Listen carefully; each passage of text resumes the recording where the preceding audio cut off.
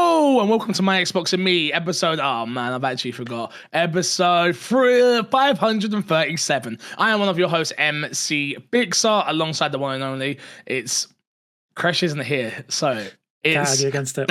It's Daddy D-Sport. Let's go! And I'm not even going to tell Crash you said it. I'm going to let that be a little gift to me. That's my little gift to me. Just for you. That's just because you're the only one that's shown up. I'm the listeners. Yeah. Well, exactly. Because you're the only one that's shown up, I will do is you can have whatever you want, okay? Can I have that Xbox 360 you always promised me? Yeah, I just need to send it, mate. I've been busy. As you may hear, viewers or listeners, my voice is completely gone. I have literally just stepped through the door after finishing MCM Comic Con /EGX this year. Thank you to absolutely everybody who come and said lovely things to me. To everybody I missed, I'm sorry. I have one person specifically I have to apologize to because I've only just got my phone back. So for people who don't know, when we go to these conventions and things like that, I don't have my phone. Haley has my phone the entire time. So she does all the behind the scenes shots. She does all the Instagram stories. She does all that stuff. That's why I bring her everywhere. But to Lee Ellis, I am so sorry. You messaged me on every single platform. Where am I? And I have literally just got in and got my phone back and I missed you. And I'm so sorry. I'm sorry. You wouldn't have got the best version of me because it would have sounded like this. But I do truly apologize. I'm sorry we couldn't link up. But to everyone I did get to say hello to and said nice things about the podcast, thank you. We do appreciate every single one of you. But if you don't know what this is My Xbox and Me, our weekly Xbox podcast, right here on youtube.com/myxboxandme and all podcast services. Big shout out to our Patreon producers this week, which is, of course, Steezy Sam and Aaron God. Topic of the show this week, D-Spawn. Straight in. Straight in. No, not how are you doing, none of that. It's just like straight in. Mate, let's do this. Let's just pull this band-aid off. Topic of the show this week, Halo is headed to PlayStation 5. There has been news and rumblings all week about there being a brand new Halo game that was going to be announced. We kind of already knew that this kind of existed through rumors and a few leaks here and there, but Halo Campaign Evolved is a full remake of Halo Combat Evolved, which will be coming in 2026 on platforms such as Xbox Series XS, PC, Steam, and PlayStation 5. Where do we start with this one? Let's start with the positives, right? Let's start with the game itself. Exactly. Let's start with the positive. So the game, they put out a trailer. I got to see the trailer. Gameplay. We've got some. I didn't see the extended gameplay. I've only seen the trailer that they got put out. It looks good. It looks really good. And for somebody like me that has not been the biggest Halo fan ever, it is nice to be able to go back to where it all started and get to experience it in its. I think it's a full remake from the ground up. 4K visuals, we've got new weapons, a couple of new story missions are going to be added, 4-player co-op, the Warhog's now 4, you can fit 4 people in it. There's lots and lots and lots to like about this news, to be honest with you. So to break that down to granular, so we're getting full ground up remake, original voice actors are back to do the voices again, we're getting 3 extra prequel missions, which are going to be about Master Chief and Sergeant Johnson, a big favorite in the series. Like I said, they're expanding it to 4-player co-op. So, like I said, the Warhogs are going to be 4-player seating. You're going to be able to use enemy weapons in Halo 1 for the first time. So the energy sword is going to be available, things like that. And yeah, it looks gorgeous. It's Unreal Engine 5. Unreal Engine 5 has always looked gorgeous. I'm kind of souring a little bit at Unreal Engine 5 because every game recently that I play Unreal Engine in, I get an Unreal Engine 5 crash error, like we never consistently in every single game. So yeah, but who knows? Maybe it'll be great. We'll see. Maybe. So there's obviously more to unpack. A lot of people upset about the fact that we're getting a remake of a remake, and a lot of people talking about how it feels like Hollywood at this point in the gaming space because it is just like, no, remake it. Yeah. That's it. Well, obviously we got the Halo Master Chief Collection with Halo 1 remastered. That was a remaster rather than a remake, where this is like obviously bottom to top remake. But yeah, like I say, it's a few years. It's not been that long now. I mean, I think it was 2015. So I suppose actually, yeah. 10 years, like over 10 years since Master Chief 10 Collection. years a long time? Is that a long time? I don't know anymore. I who generally knows? don't. I mean, I had a kid. Time is a man-made construct. Who knows? Yeah, like I don't know, but yeah, I'm interested in this one. Like, I do want to go back and play that campaign again. Like, it's a great campaign. It's like one of my favorite campaigns. But it has, like, if you go back to play like the original now or the Master Chief Collection version, it shows its age a little bit. Oh yeah, absolutely. So the fact that they're introducing a few new things to this, like there's going to be the sprint mechanic that's in Halo Infinite and I think was in Halo 5 and those kind of things. It's going to be a toggle option, so you can like turn it off if you want for that original experience. But if you want the new experience, you're going to be able to get that. And yeah, so I'm kind of like, I'm excited for it, but no multiplayer. What? No multiplayer. Oh yeah, sorry. You mean like no PvP? Yeah, strange, strange, very, very, very, very strange. I assume that means they have something else in the works. That is Halo fired with multiplayer. Why would they not do this? Just give us the battle royale. I know everyone. I do. Like I still do. I think I don't know, man. I think the Spartan armor, like abilities and things like that, would work really fun in a battle royale kind of feel. There's a difference between it working and do we care? Like, I think I would have cared, but I'm at that point now with this game where I'm just like, whatever, man. Like with a game that doesn't exist, by the way, a battle royale Halo game. Where I don't get me wrong, I would play it, I would enjoy it for a week, but I feel like I would just be like, all right, I'm done. Like it's not. It's I don't know. Maybe I'm wrong. Maybe I'm jaded. Maybe I don't know. I don't know if Halo Infinite multiplayer was free to play, and that didn't have the legs at all. Like it didn't even stay around for any substantial amount of time. Years, It was here and there. It was here and gone. Like what makes us think Halo Battle Royale would do good? Maybe because it would be on everywhere. PlayStation, which is obviously the big news here. The final pillar in Xbox's legacy has finally fallen and gone multi-platform. This is super multi-layered, right? Like I think for me, a little piece of me died inside when this news come out because I knew it was coming, but there was a little piece of me that died inside. I've dedicated 10 years of 537 weeks of my life to Xbox, through the good, the bad, the ugly, and the promise of the platform becoming something really new, something really special, something, we've been promised and promised and promised and promised and promised. And obviously, things change. The way the industry has changed. The way we consume content has changed. Things change, and expectations. I don't begrudge Xbox for this move. I don't begrudge Xbox for changing the direction in which they've gone in. But I would be lying if I said I don't feel bad for people like myself and many, many, many, many others who have dedicated their brand loyalty. And again, we've always said it, don't be loyal to a plastic box, right? But like there are people out there that their whole gaming identity was Xbox. Just like some people's gaming identity is Nintendo and some is PlayStation. I think for people who bought a Series X day one, you've been misled in this generation. And the pure fact of the matter is, you should have bought a PlayStation because you get everything. And I think that's the part that hurts right now. I think for Xbox players, right? If this was PlayStation have moved in this direction also, and so have Xbox, it's like, okay, cool, but I prefer achievements, and I prefer the UI, and I prefer the controller, and I prefer this, and I prefer that. But at this moment in time, it's just, you are getting less than the competition of an opposite box. Yeah. Because they're going to get everything. Yeah. And you're going to get let's be honest, we're not getting a God of War, we're not getting Uncharted, we're not getting any of those things, we're not getting Horizon Forbidden West over here on this side. So we're not, it is a lesser experience. It is one outlook, but like, I mean, for me, the way I look at it is like, profit margins are getting smaller and smaller because everything is more expensive.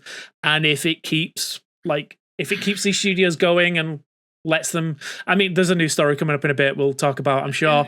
But yeah, like, I mean, it's harder to, keep a company afloat. Like, again, it's a $4 trillion company we're talking about here.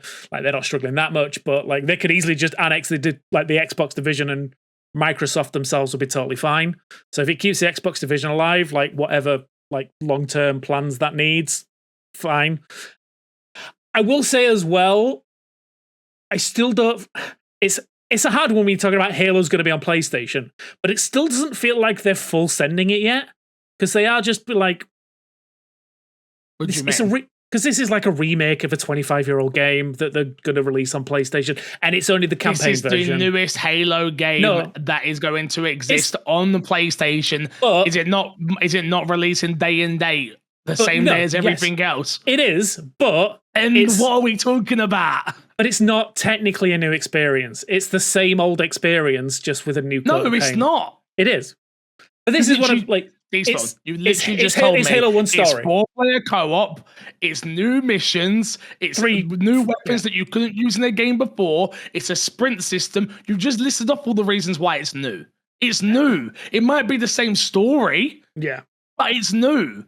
But here's what I'm like, because my mind is like, why are they only doing this? Why have they not done a brand new one? Why is there no multiplayer? It's like they're kind of teasing PlayStation audiences, like the elements of Halo, like the core story and things like that. So when the next one comes around and it's only on Xbox or PC, this one, look at me. I need you to come here. Look at me. Yep. Look at me. Hi.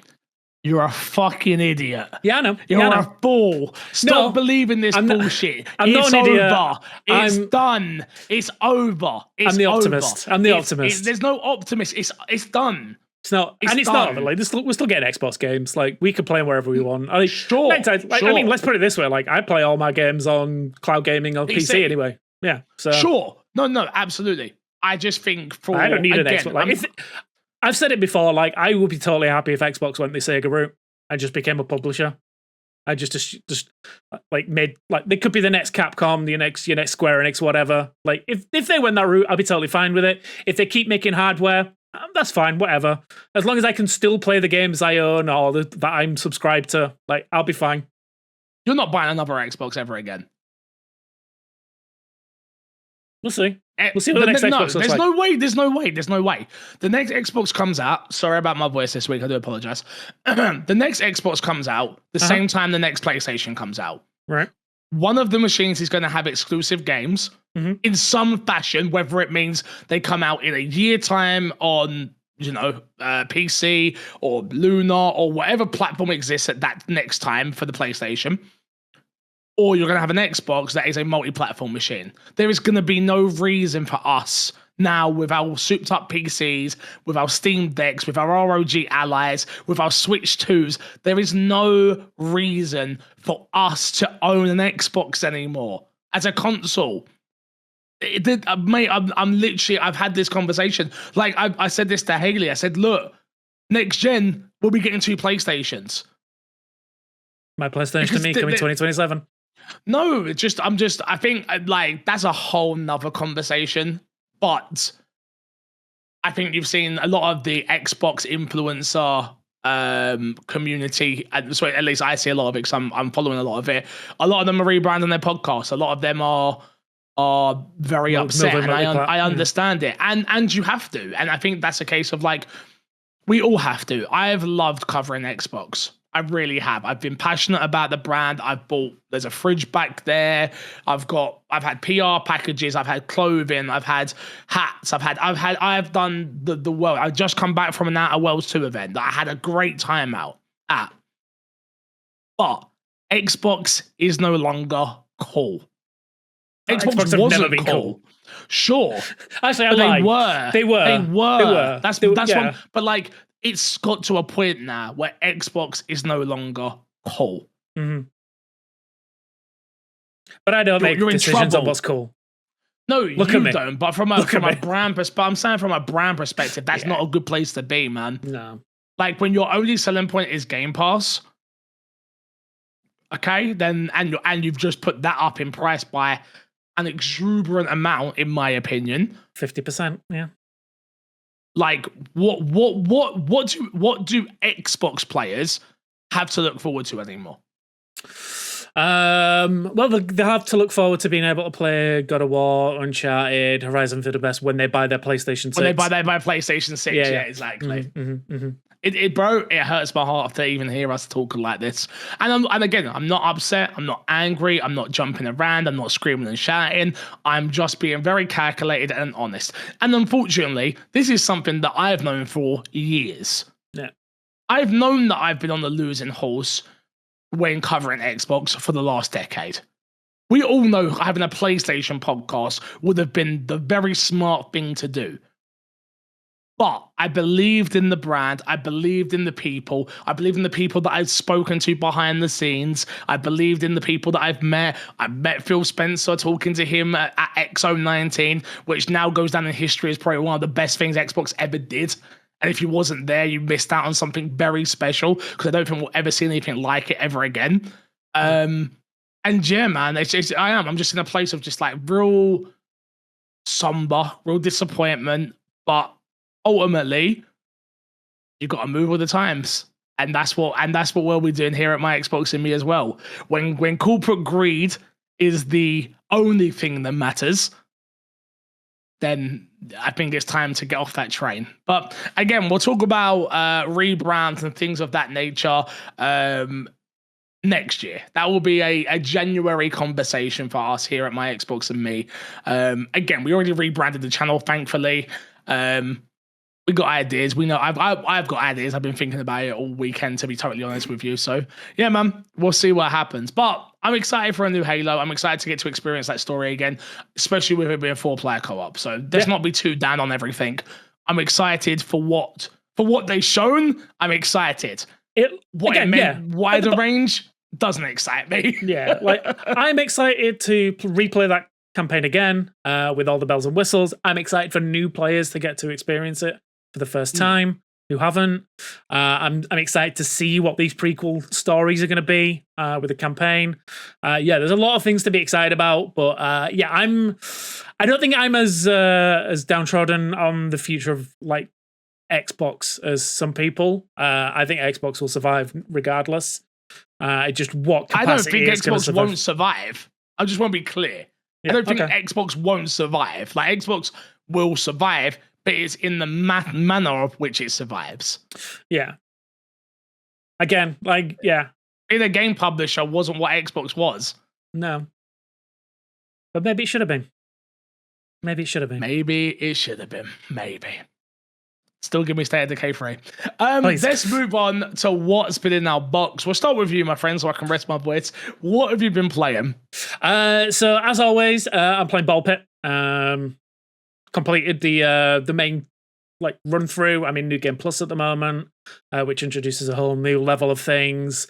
It is still fantastic. I still think everyone should give this game a go. It's a really fun, easy to pick up roguelite. Go check it out. On top of that, still playing Battlefield 6. Still enjoying that as well. Still haven't gone back to the campaign. Still practicing my ability to shoot things in the face with a sniper rifle. It's going well. It's going well. I've managed to get a couple of headshots. It's been nice. You struggled when we played. We played the other day. You were struggling the other day. Yeah, I did. So it's an interesting one. When I play solo, I do really well because I don't have to concentrate on, other people shouting, go do this, go do that. I'll just follow whatever the squad order is. But yeah, it depends. Like, if I do engineer in a squad, I feel like I do great.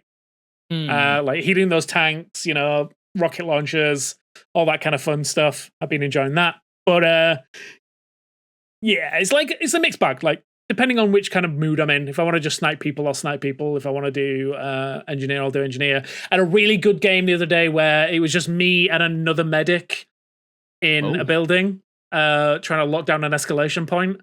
So it was just like us two against the entire area of squad coming against us. And so it's just us taking them all out, reviving each other constantly, chucking down med packs constantly. And I think, I near the top of the leaderboard on that one. It was, It's those moments. It's only in Battlefield, right? No, absolutely. Yeah. There are moments that are literally just that. Yeah. Anything else? Yeah, the two new ones I've been playing this week. So I'll talk about one that I've been like on and off, which is the kiddie time. So when the baby's sleeping, I am playing Power Wash Simulator 2, which has just been dropped onto Game Pass. Yep. Enjoying that a lot. It is very much a comfort game of just like switch brain off, clean a thing. It's so therapeutic, just like working your way through cleaning either a vehicle. I'm currently on a level where I'm cleaning a fairground ride. Which is like a little water gun shooting range, but it's just covered in dirt, obviously. And so that's been really therapeutic. Of just like when I need a quiet time where I can play it in silence, because there's no like voice acting, there's no like I don't have to worry about listening out for sounds or anything. The only sound I have to listen to is the baby's breathing or not, and that's fine. So that's been a ton of fun. And then the big one that I played this week has been Dispatch. So if you don't know what Dispatch is, this is the new game from former Telltale devs working in conjunction with Critical Role. So it is basically the way I want to describe it. It's basically if Telltale Games made an Invincible TV show that was also a management sim. So the basic premise is you are a superhero who, more just a standard hero, no superpowers, in a world of superpowered beings where you basically controlled a massive mech, but it got destroyed, unfortunately.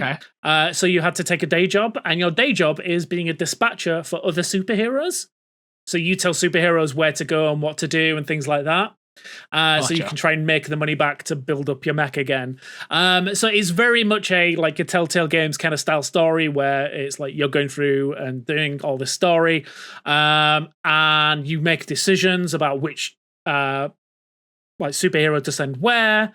But there's also like actual story beats where you actually convey with these superheroes, have conversations with them, and there's a whole background story about like each of the superheroes and get to know them and all that kind of stuff. And it very much like the art style very much feels like Invincible. So if you've seen that TV show or the animated show or you've read the comic books, it's very much in that style. It's quite gross. Within like the first 5 minutes of playing the game, I saw a supervillain's penis. Nice. So you kind of know what you're getting into. Gameplay wise, like the actual gameplay itself, I think is the weakest part of this game. Okay. So right at the beginning, it gives you the option of whether you want to do it in cinematic mode or interactive mode. Do it interactive, otherwise there will be no game to play whatsoever. It's very like short, quick time event style stuff. Similar stuff that you would get in a Telltale game, but not as in depth. But the fact that they give you the option to skip it if you want to kind of gives you the kind of idea of how in-depth it is. It's not really in-depth. It's more to add flavor to fight scenes and things like that. But then you get to make decisions in conversations as well. And that kind of plays out in how like your relationships with some of these other superheroes goes. There was a really funny moment right at the beginning where I had to decide whether I wanted to throw alcohol or water on a flame-based supervillain. I chose to throw water. I don't know what happens if you throw alcohol, but I threw water on him. He slipped up, banged his teeth into a bar, knocked his front tooth out, and passed out. And it was hilarious. Nice. It's that kind of humor to it. And then on the flip side of that is obviously the management side, where you're managing where these superheroes go, what type of superheroes do what missions. They've each got different like pros. Like they've got like the usual like in an RPG where you've got like your strength, your charisma, your brain, your kind of like stealth kind of things like that. Each superhero is kind of like has their own skills. So the more what's the word I'm looking for? They're better at certain things than others. So someone could be smarter, someone could be stronger, someone could be faster. And as you go and send them on these missions, they unlock skills and like you can upgrade them, as it were, and give them extra levels into certain things. So if you wanted to build like a bunch of all-rounders, you can. Or if you wanted to build like each of them into their own specific skills that you can. And you can like in some missions you can like double up, so it gives you a better chance of succeeded in the missions. So the whole idea is you have to pick which hero goes to do what type of mission based on what that mission needs. And if you choose one that's really good in it, you've got a higher chance of succeeding. Or if you combine a couple of heroes into a certain mission, their combined skills will be better, and things like that. And certain missions are specific to certain superheroes. So Gotcha. there was one where one of the superheroes was a big fan of someone, and he needed a superhero. So you could either send him to meet him and be his guard, but also be a super fan and pester him, or you could send somebody else so that he didn't get pestered by the superhero. And obviously that weighs on your relationship with that superhero and with other superheroes, and there's certain things like that. They're doing the episodic thing, but I think they're doing it right in so much as like they have guaranteed like each week is going to get 2 new episodes. Okay. So the first 2 episodes are out now. I think the next 2 drop Tuesday, if I'm not mistaken, the 28th. And sounds it's like right. every week will be 2 new episodes, and I think there's 8 in total. So it's kind of that whole thing of like, I like that in so much as like I know that I don't have to wait like so long for the next video. I think that's why I kind of dropped off a lot of Telltale games when they were launching at the right times, or when they were first launching, because it was very much like, here's episode 1 and 2, episode 3 and 4 will be out soon, and by the time they come out, I've moved on and forgotten about them. Whereas this, it's like, I know that if I'm playing it and you're playing it and we're talking about the different choices we make each week, we've got that conversation we know we're going to have each week. So I'm not likely to drop off it. I know you love a big Telltale game. I know you're a big fan of like The Walking Dead. They sent me it. Yeah. So I can't. Who's published this? I don't actually remember. I don't know who's publishing it. I can look that up. But I would recommend, definitely jump into it. Episodes are relatively short. It was Guillotine that sent me. Send me the code, so thank you to Guillotine.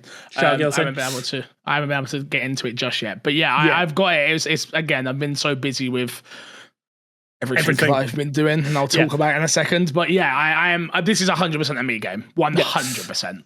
Episodes are like 30 minutes each, I think. It's short. That's really short. It is quite short. Like, I'm currently at 102 minutes playtime. 102 minutes.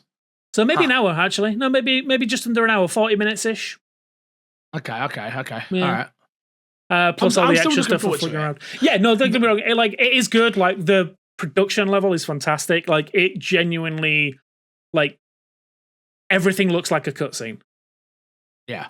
And it's all gameplay. Like, it's all in engine. It all looks perfect. Like, it looks like an episode of Invincible. It's like at that level. That does nothing for me, unfortunately. I don't watch Invincible. That's fine. You should watch it. I think you'll I know love what it. you're talking about. Yeah. I'm sure I would. I'll do that in between the 101 other things that I've got to do.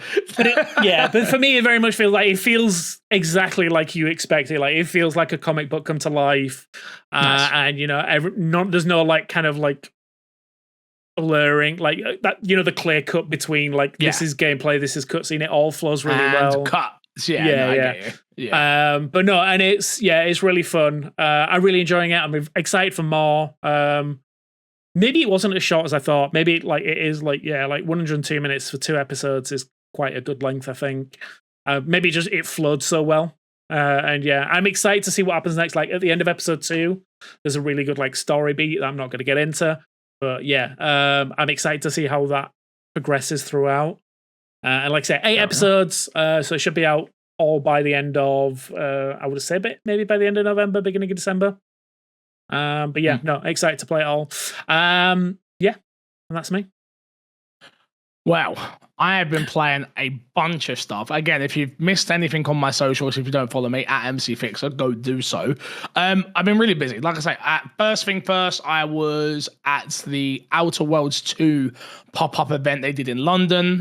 Thank you to Xbox UK for inviting me down. So me, Haley, P-Money, we all went down together and checked that out. It was actually a really fun pop-up where they had like a bunch of Outer World activities to do and things of that nature. That was dope. So played the game there. I do have the game. I've had it before release, but again, like everything, I asked Xbox for a code for Despawn, because we all know that Despawn's our main reviewer. Unfortunately, they wasn't able to provide that.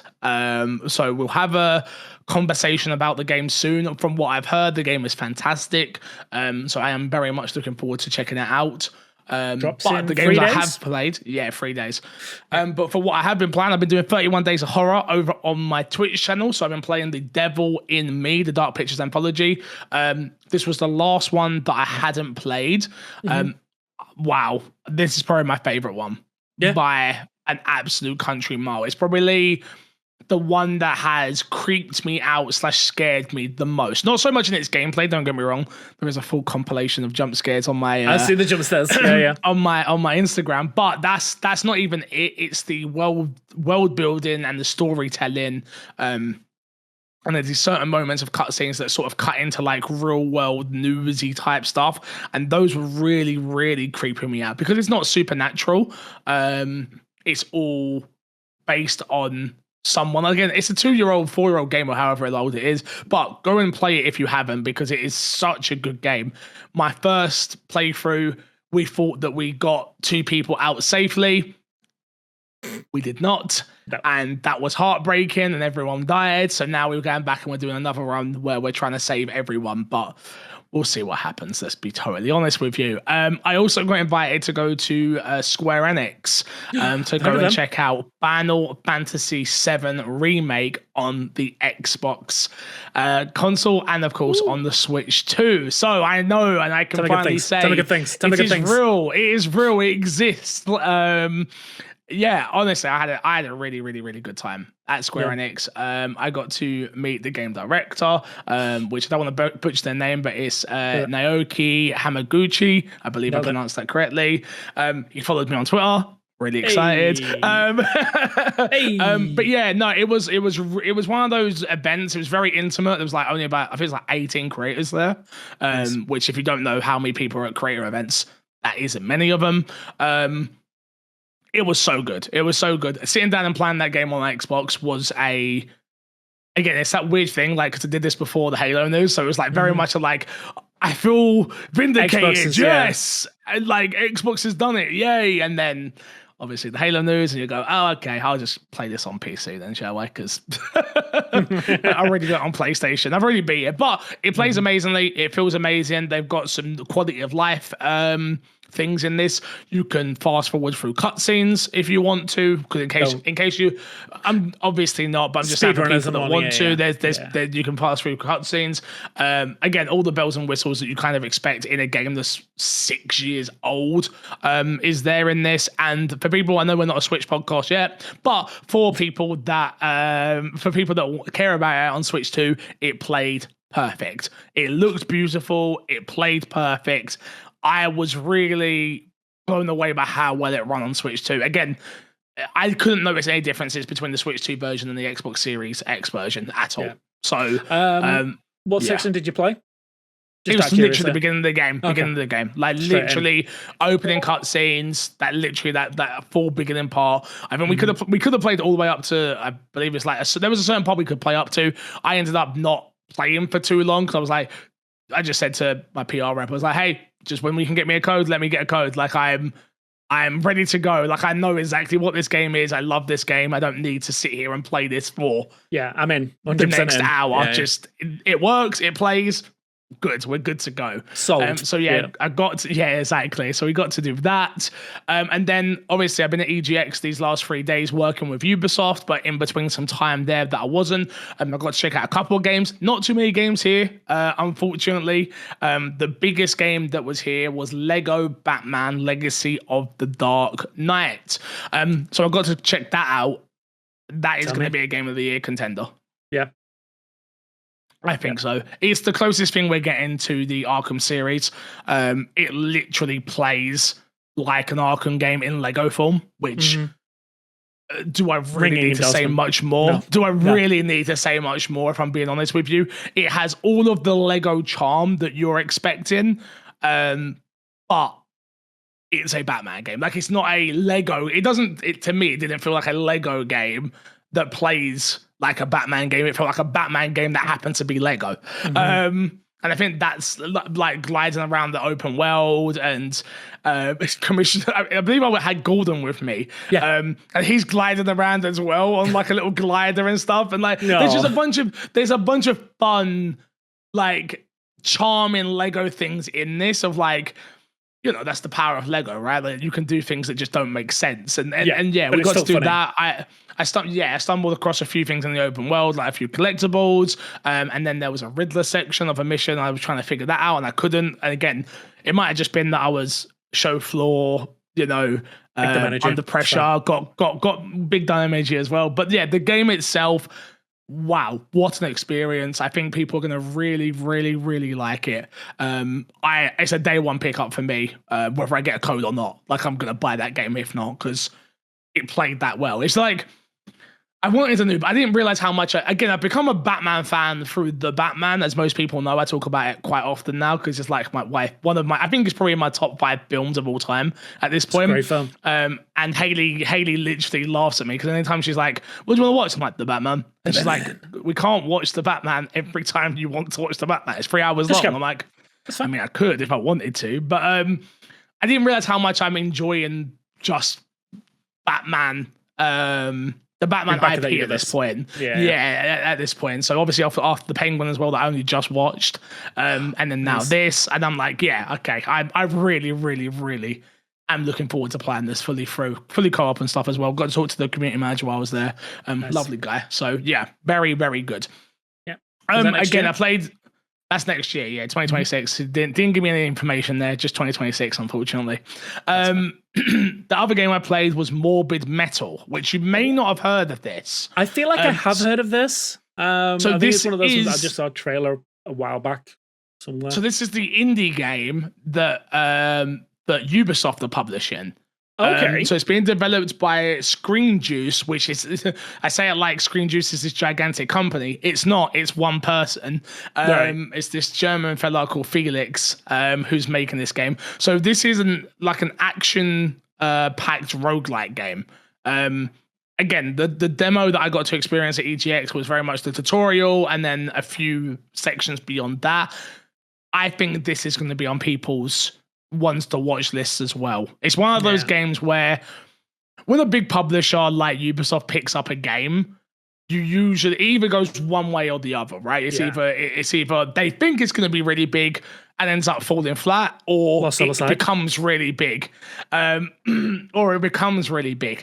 think Morbid Metal is going to be one of those games that is going to be really, really big. It has the things that people like, right? Like it's an action adventure game. It's an action game, which people walking past are like, oh, it's a Souls-like. I'm like, it doesn't feel like a Souls-like. It's hard, don't get me wrong, but it's very much a roguelike. It's not a Souls, to be honest with you. But you're switching between characters, different combinations.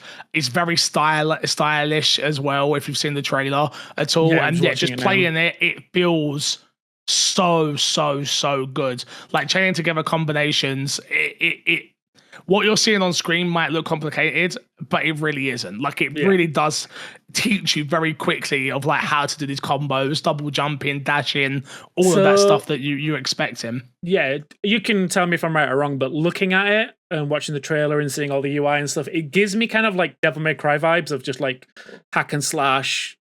Yeah, kind of. I can see why you'd say that. Yeah, but then I can see like the big like roguelike feel to it as well of like building out, you'd run and things like that. Exactly. Yeah, no, it was really, really, really good fun. Like I say, very challenging from what I experienced. So I'm a bit nervous to stream it because I'm sure they're going to make me stream it and I'm going to get destroyed a lot. But hey, that's just the way the cookie crumbles, unfortunately. But yeah, keep this one. Keep an eye on this one. Morbid Metal, definitely going to be worth your time. Definitely going to be worth your time.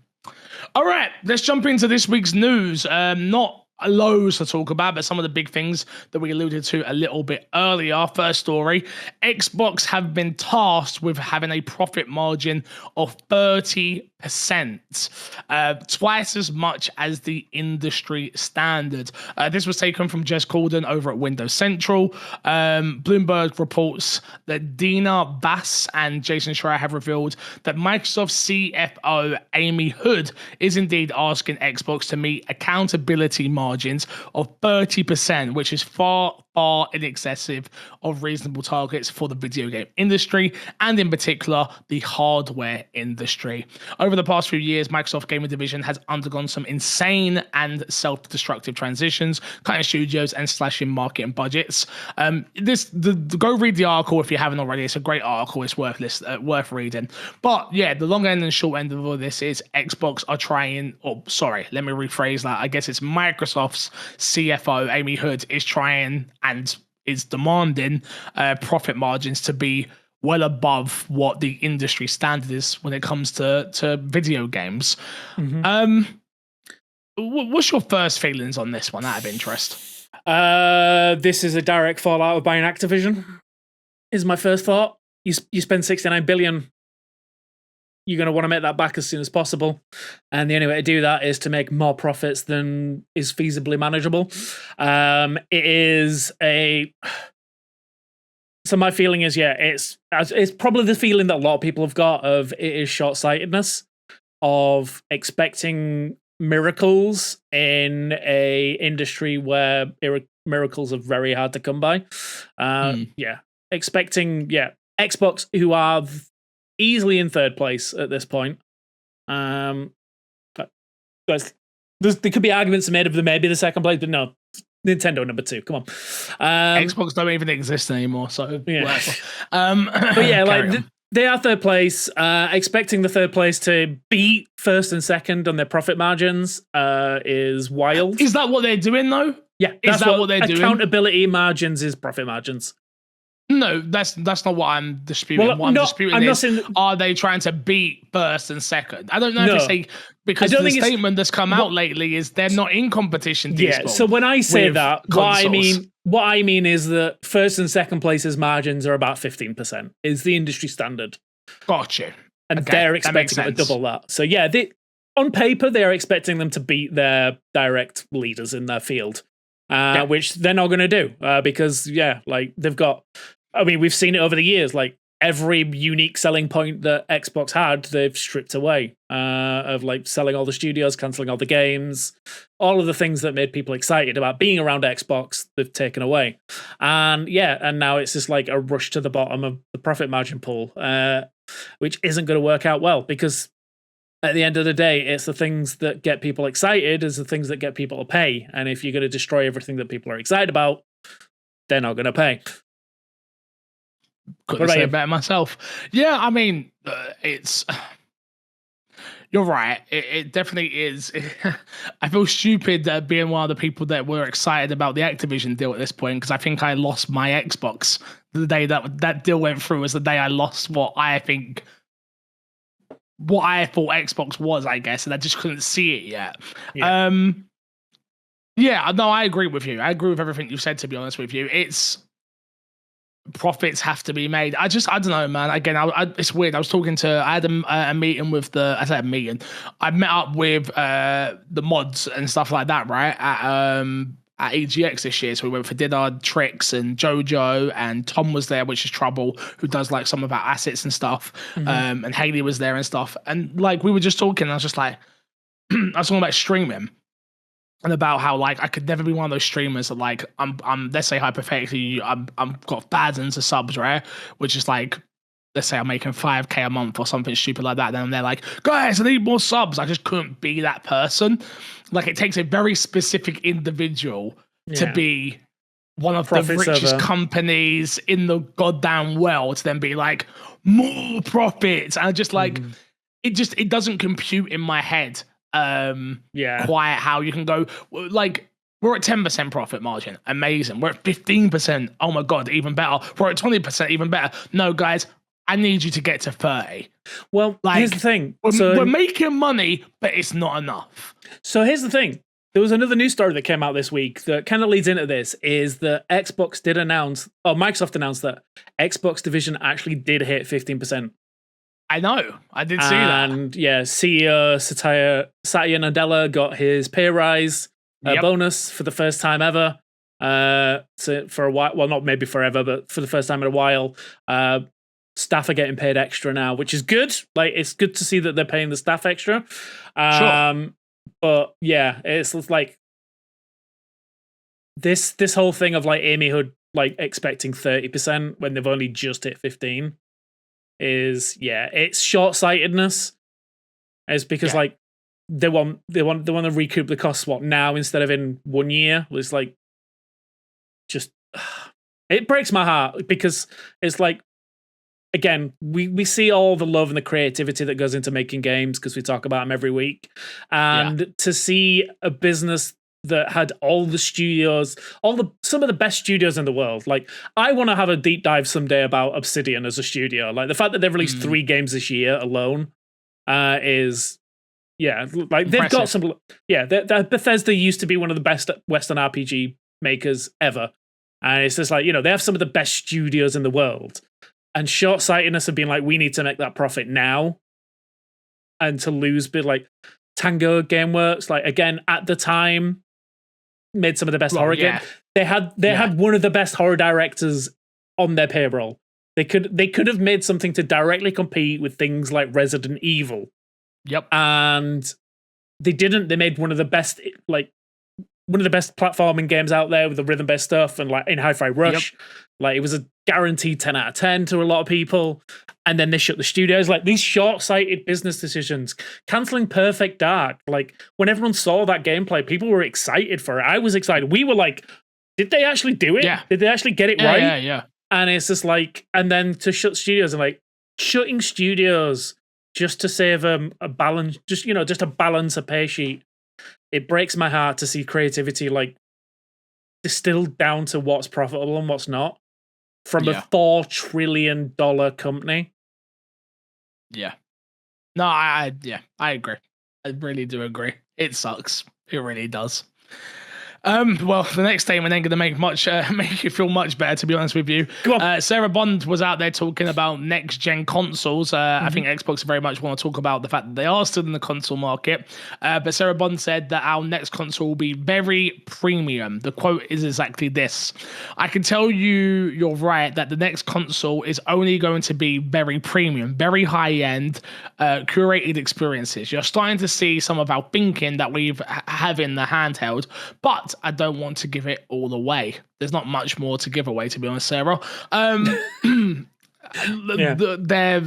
making a PC. It won't be called a PC, obviously, because that will scare people away. But I assume it's going to be able to have all the different storefronts on. I just don't care. I don't know how else to say it a bit more diplomatically. Like, I will not be buying a £1,000 quote unquote Xbox. Not today, not tomorrow, not ever. Like, I will do my best to tell anybody that asks me what should I be buying, and it will be a PlayStation 6.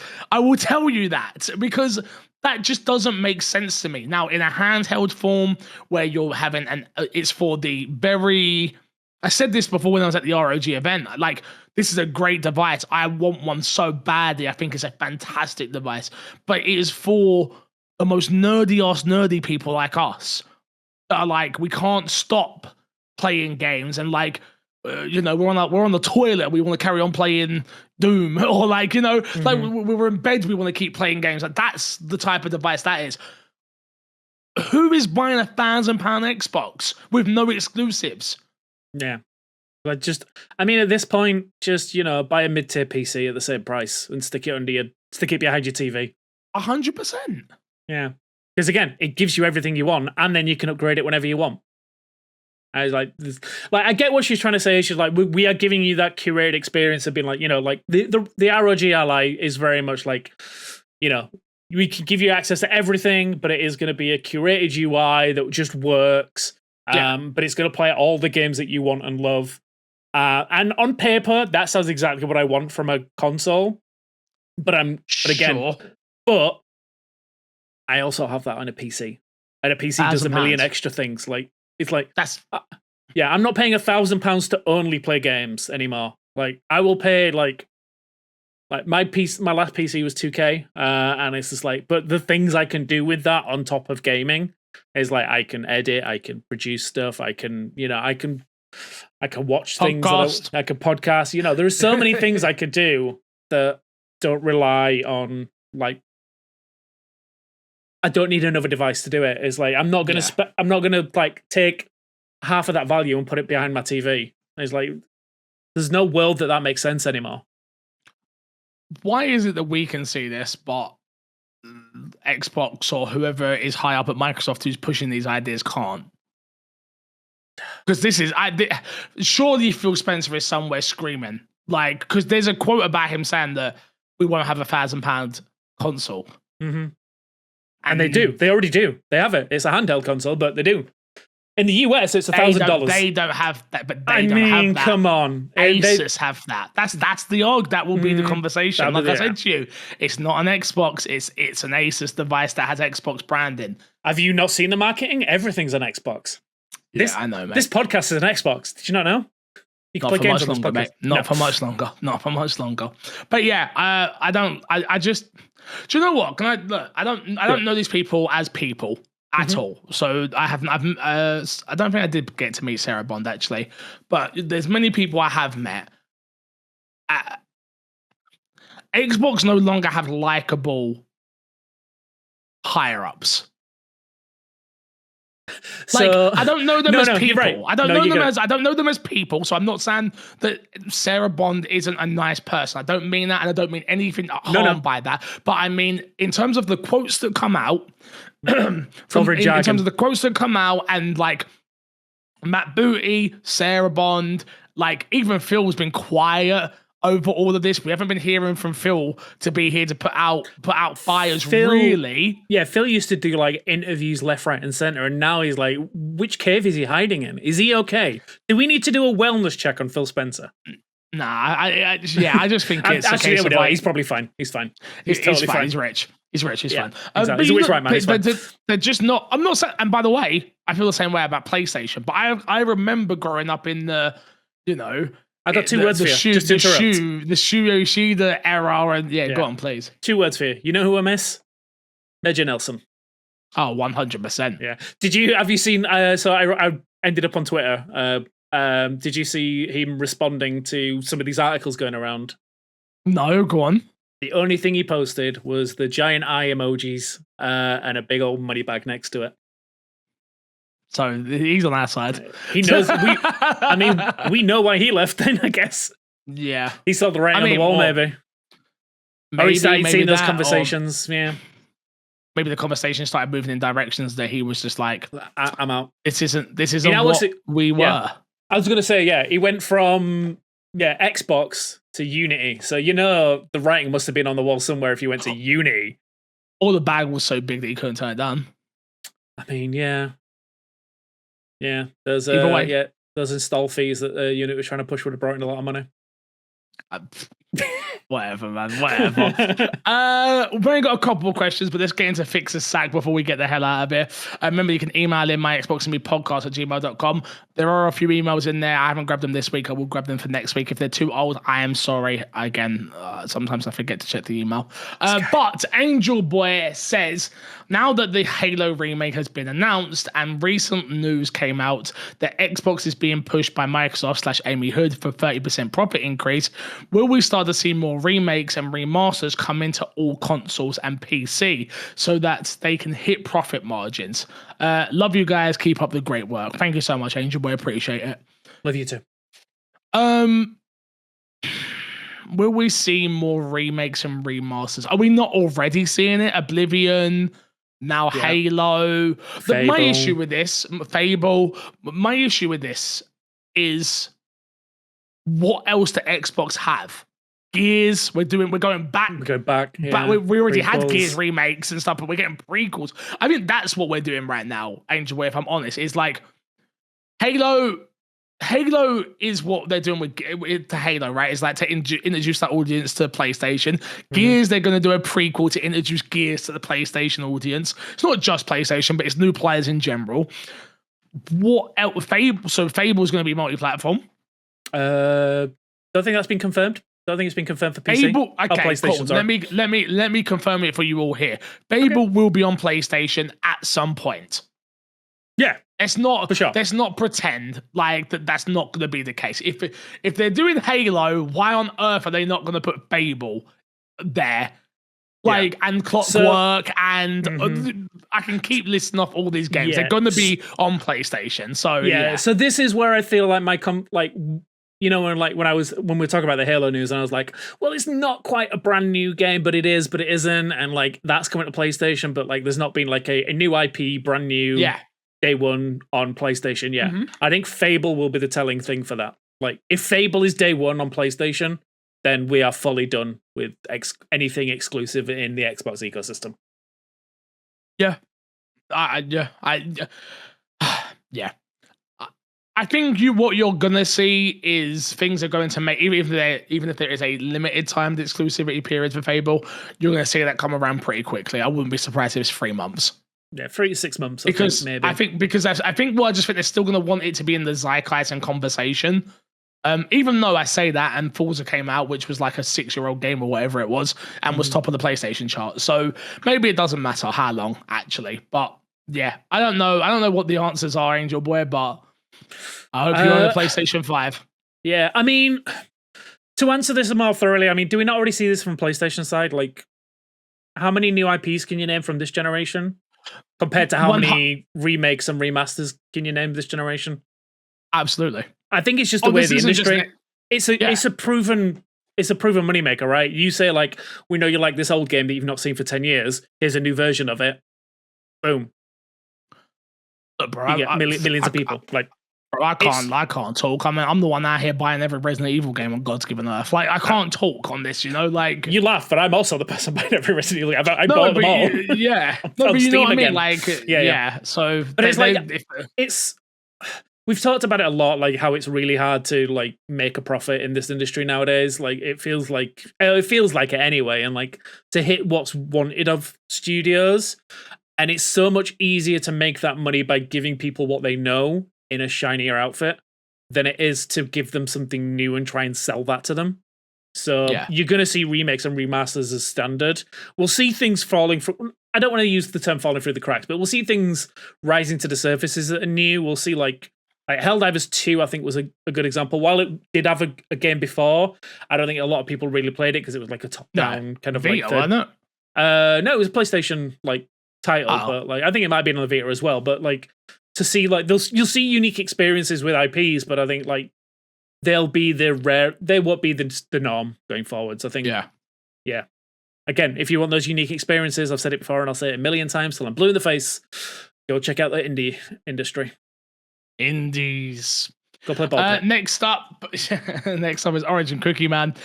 If Xbox lost the console war, hardware sales, can they win the most profitable / lucrative live service war, topping the MAU charts with Minecraft, COD, Forza, Sea of Thieves across all platforms by exposing the masses to single-player franchises, Halo, Gears, Forza, and making them potentially live service customers?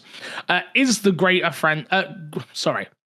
franchise reach or exposure bad for players / fans? So to distill this down is basically saying, are they going to bring in more long-term players by introducing them to these legacy franchises? Potentially for franchises. I think you might get more fans of the Halo franchise. You might get more fans of the Gears franchise. But again, Xbox as a whole, no. And I think that's... I think people underestimate, like, there are people out there who only play Ubisoft games. They are Ubisoft fans. I know the internet likes to believe that that's not the case, but that is true. And the same thing for, like, Capcom and Square and Bethesda. And the reason you can definitely say that about Bethesda, they're not Xbox fans, they are Bethesda fans. And we've seen that with, like, back in the day when you used to have Bethesda showcases. like the way that community came together, it was magic. I don't think Xbox care, really, to be honest with you, and I think that's where, or Microsoft care, really, because that's why you're seeing profitability, right? So I don't think it's a bad thing for players or fans. I just think it's different, and I think it's going to take some getting used to, and I'm sure people are going to cry about it a lot, like me, and then we'll get over it like we did when Sea of Thieves and Forza and Halo and all these other franchises have gone to other consoles. It hurts now. It won't hurt in a month. Yeah. So I feel my tentative answer is yes. I feel like if you have people who will like you say, you've got the just Ubisoft players, just just certain genre players or whatever. But if you do have a lot of players who will dip in and play like a ton of stuff. And if you can win them over and say like, here's a Halo, like here's Halo 1, here's what Halo 1 plays like. You've never played it before, play it. Oh, you want to play more like this? Well, we have the Master Chief Collection, which is available on Steam if you want to play it there. Or if you want to jump into cloud gaming, you can play it all through that, and you can try it there. Oh, we've got you into cloud gaming. Why don't you try all our other different franchises? I feel like I say, for Xbox as a hardware and like being siloed inside it, I think like what's happening at the moment is very bad. But I still think long term, this is going to work out fine. I think like we're still going to be seeing Xbox Studio games. And if we can get more people into them, then it just keeps those franchises going longer. It's very hard to I think the era of exclusives is a very hard sell nowadays with the limited amount of people that you can get access to being on just one platform. There's a reason why Sony now put some of their games on PC, because they want that extra reach. Granted, they're a bit more bullish about like not giving like stuff to Xbox. But we've seen it. We've seen Helldivers 2 come over, so they're not opposed to it outright. And in the future, when there's the right fit, we might see it again. Will we see Last of Us on Xbox? Unlikely. Is it a guarantee that we'll never see it? Also, no. Matt P said Final Fantasy VII would never make it on Xbox. And look at where we are. I played Someone's played it. I played it. It's real. It's real. So yeah, no, I agree, Despawn. I agree. Let's just wait and see, man. Let's just wait and see. All right, let's plug and get ourselves out of it, Despawn. Do you remember when we used to be able to do an hour-long podcast like this? Oh my God, can we go back to these days? Yeah, sure. Let's do it. All we need is like two. If the industry could just have like 2 big stories a week, that'd be fine. If we could do that, that'd be awesome. You're forgetting Crash isn't here and Matt's not here. I mean, Matt's never here. What's that? What we're talking about? Come on. Podcast reviews. I'm going to plug podcast because Crash isn't here to do it. Yeah. Let's see if we got any, shall we? I like to check these things every now and again. Podcasts. Let's go to the show. And we got nothing over here. What the hell? Hey, I'm looking at you. All you out there with unkicked grandmothers. You're letting me down. Kick a grandmother. 4.8. Not bad though. Out of 5. That's not bad. That's not bad. You know, we got some hate reviews back in the day. Back in the day. Well, yeah, it happens. It does happen. This shouldn't count at this point, right? They still do. What have I got to plug? I am plugging my Instagram right now. If you do not follow me over on Instagram just did a new update. And me and Haley are really trying really hard. You might have seen some of our new short form content. We're trying. We're trying. It's a lot of work. Let me tell you that. Shout out Gatto, but let me tell you, making a mic arm look good, it's challenging. Let me tell you, it's challenging. I appreciate it. I do appreciate it. But yeah, go follow me on Instagram at MCFixer. If you see any of my content pop up on your For You page, please like and comment. I know you think that I'm liking and commenting too much. That is not a thing. Please, I beg of you, like, comment, and now there's this new thing called reposting as well. Mm-hmm. So like, comment, repost. It goes a long way. If you cannot support financially over on Patreon, I totally understand. Like, comment, share. It goes a long way. Please do it. Please. I beg of you. But yeah, that's all I've got to plug this week. I'm gonna go rest my voice. Until next time, I'll love you, leave you. See you later. Goodbye.